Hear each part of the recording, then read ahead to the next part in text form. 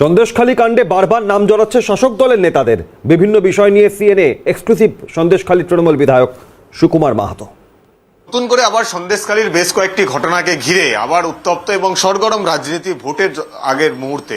Vote যত এগিয়ে আসছে সন্দেশখালীতে নতুন নতুন ঘটনাকে কেন্দ্র করে আবার পরিস্থিতি উত্তপ্ত হচ্ছে।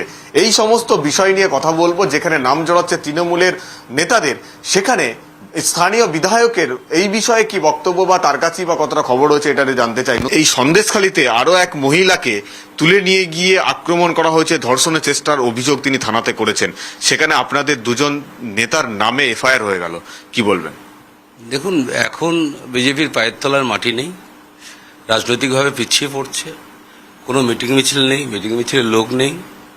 ফলে লাস্ট টাইম দেখবেন যখন খেলায় দেখবেন যখন আর ডিফেন্স আটকাতে পারছে না, তখন ওই ফাউল করে বা ট্যাকেল করে। যেমন মেসি রোনাল্ডো আটকানো যায়নি, তৃণমূলকেও আটকানো যাবে না। আজকে সন্দেশখালী যে পরিস্থিতি, তাতে ওখানে দিলীপ মল্লিককে আটকানোর একটা প্রচেষ্টা চলছে। কারণ ওখানে একটা ভালো সংগঠন তৈরি হয়েছে, তৃণমূলের মিটিং মিছিলের লোক বেশি হচ্ছে, বিজেপির মিটিং মিছিলের লোক নেই, তার ভয়ে এইসবগুলো করছে। আবার এইসব পরিকল্পিত নাটক তৈরি হচ্ছে। ঘটনাটাও পরিকল্পিত নাটক বলবেন? একটা মহিলা, তারকে ধর্ষণ করা হওয়ার চেষ্টা হয়েছে, এরকম একটা মারাত্মক অভিযোগ করছে, এটাও পরিকল্পিত নাটক? এটা তো পুলিশ তদন্ত করছে এবং ইতিমধ্যে হাইকোর্ট বলেছে সিবিআই তদন্ত করবে। বিষয়টা সিবিআই তদন্ত করলে পরিষ্কার হয়ে যাবে। এখানে সেই দিন রাত্রে ওই বাড়ির সামনে বিজেপির কর্মীরা ছিল রাত 10টা, 11টা, 12টা পর্যন্ত। ওই দিনেই রেখাপাত্র তার বাড়ির এলাকায় ছিলেন, খবর শুনে তারা বাড়িতে গেছিলেন, তার আগের থেকেই বাড়িতে ছিলেন। এবং ওই দিন প্রিয়াঙ্কা টিবডিয়াল তিনি এসেছিলেন, তিনি থানায় গিয়েছিলেন ওই মহিলাদের নিয়ে রাত 8টা, 9টা পর্যন্ত। তারপরে 9টার সময় এই কাহিনী। সেগুলো বোঝা যাচ্ছে যে তৃণমূলকে আটকানোর প্রচেষ্টা চলছে। মিছিলের পরেই তার বাড়িতে হামলা এবং তাকে নির্যাতন করা হয়েছে। সেখানে সরাসরি আপনার ইন্ধনের কথাটাও কিন্তু তিনি বলছেন। হ্যাঁ, দেখুন, 4টার সময় মিছিল হয়েছে, 5টার সময় 5:30টায় মিছিল শেষ হয়েছে। এবং মিছিলের পরে আপনারা দেখবেন তারপরে প্রিয়াঙ্কা টিবডিয়াল থানায় গেছেন, তারপরে থানায় এফআইআর হয়েছে বা নিজেদেরকে নিয়ে গেছেন। তারপরে রাত 9টার পরে, 10টার পরে এই কাহিনী শুরু হয়েছে। এটা তো তৃণমূলকে আটকানোর মরিয়া প্রচেষ্টা চলছে। 7:30টার সময় ঘটনাটা ঘটেছে বলে নির্যাতিতা জানি। 7:30টায় যদি একটা ঘটনা ঘটে, সেখানে সব মানুষ তো ঘুমিয়ে পড়েনি, সব মানুষ জেগে আছে। বলছেন যে আমার শাড়ি ছিঁড়ে, আমার হাত বেঁধে, আমার মুখ বেঁধে নাকি তাকে তুলে নিয়ে যাওয়া হচ্ছিল। এইসব গল্প মানুষ নেবে না, মানুষ তৃণমূলকে ভোটটা দেবে। আপনার কোনো ইন্ধন ছিল না? যেটা বলছে আপনি র্যালি থেকে ইন্ধন দিয়েছেন বলেই দুষ্কৃতীরা গিয়েছে, আপনি ছিলেন, র্যালি করেছেন। এসব কথা হলো? আমি ওখানে বলেছি যে সন্দেশখালী জানুয়ারির 5 তারিখের পরে শান্তি প্রতিষ্ঠার দায়িত্ব মুখ্যমন্ত্রী আমাকে দিয়েছিলেন, এবং সেইখান থেকে একটাও তৃণমূল কর্মী কোথাও অ্যাটাক হয়নি, কোথাও আন্দোলন বন্ধ করেনি, কোথাও প্রতিবাদ হয়নি, প্রতিরোধ হয়নি, কোথাও পাল্টা মারামারি হয়নি। এই দায়িত্ব নিয়েছি। এখনো ভোট পর্যন্ত আমরা কথা দিচ্ছি যে কোনো মারামারি, কোনো বিজেপি কর্মীকে আক্রান্ত হওয়ার কোনো ঘটনা ঘটবে না। তাহলে মহিলাদের আবার নতুন করে আন্দোলন করতে হচ্ছে কেন? আন্দোলন করছে, ওরা তো আগেও আন্দোলন করেছে, তখন বিজেপি রং দিয়ে নিজের দলে নিয়ে নিয়েছে। যখন সাধারণ আন্দোলন ছিল, সেই আন্দোলনকে বিজেপি ফ্ল্যাগ ধরিয়ে দিয়েছে। যখন সাধারণ মানুষের আন্দোলন ছিল, যখন সিপিএম, বিজেপি, তৃণমূল একসঙ্গে আন্দোলন করেছিল, তখনও বিজেপি তাদেরকে নিয়ে বলছে আমার বিজেপির লোক। কিন্তু সেই মানুষগুলো সরে এসছে বলে এখন গাত্রদাহ হচ্ছে। মানুষ যারা আন্দোলন করছিল প্রথম সন্দেশখালী লাঠি ঝাঁটা হাতে, তারা কিন্তু এখন আর সেই আন্দোলনে নেই। তাদের আন্দোলনটা তো সঠিক ছিল। দেখুন, সেই সময় জমি আন্দোলন ছিল, সঠিক ছিল।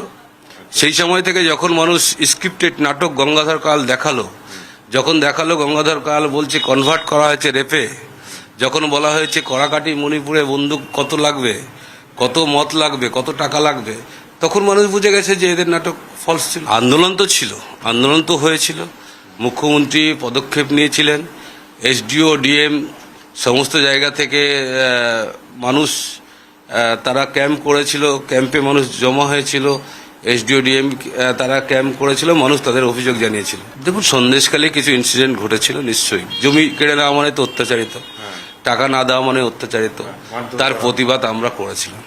পার্টি অফিসে তুলে নিয়ে গিয়ে মারধর করার অভিযোগ, সেগুলো তো আমরা প্রতিবাদ করে সঙ্গে সঙ্গে মুখ্যমন্ত্রী, পুলিশ ক্যাম্প করে মানুষের অভিযোগ নিয়েছি। সাজানো নয়, জমি আন্দোলন তো সবাই দেখিয়েছেন আপনারা, আবার নতুন করে প্রশ্ন কেন?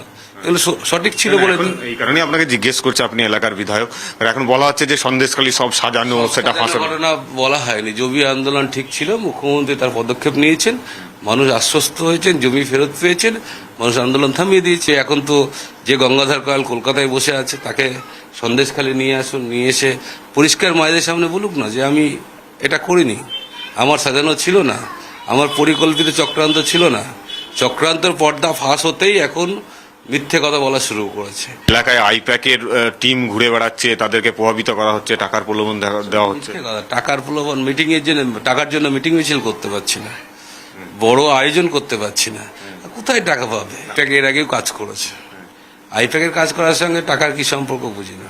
যারা বলছে এখন কিছু প্রচারের জায়গা নেই, আমি তো আগে বলতো তৃণমূল কংগ্রেস বিজেপি মিটিং মিছিল করতে দেয় না, সিপিএম কে মিটিং মিছিল করতে দেয় না, তখন শাহজাহান শেখের নাম হতো।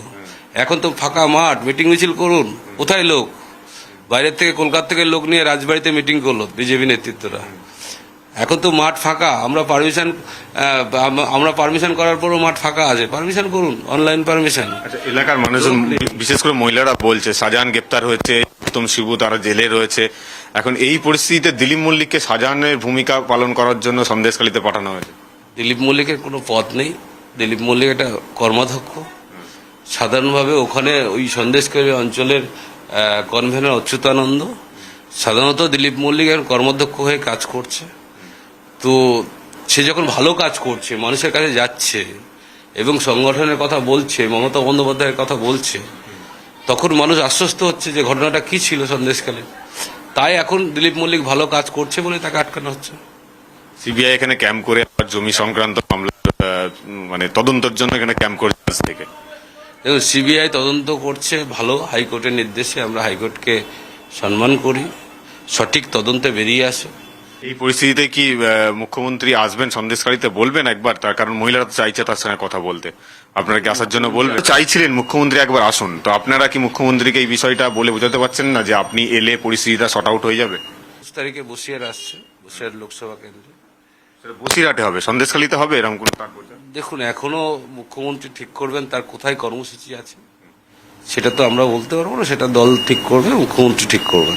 ইতিমধ্যে যারা আন্দোলন করেছিল সন্দেশখালীতে, প্রথম যারা আন্দোলন করেছিল, তারা গঙ্গাধর কয়ালের ভিডিও ভাইরাল হওয়ার পরে তারা সব তৃণমূলে যোগদান করেছে। তারা বলেছে এই যে নাটক ছিল, এই ষড়যন্ত্র ছিল। তারা কোথায়?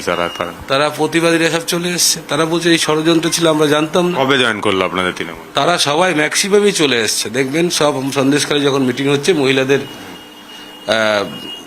ভিড় দেখলে বুঝতে পারবেন।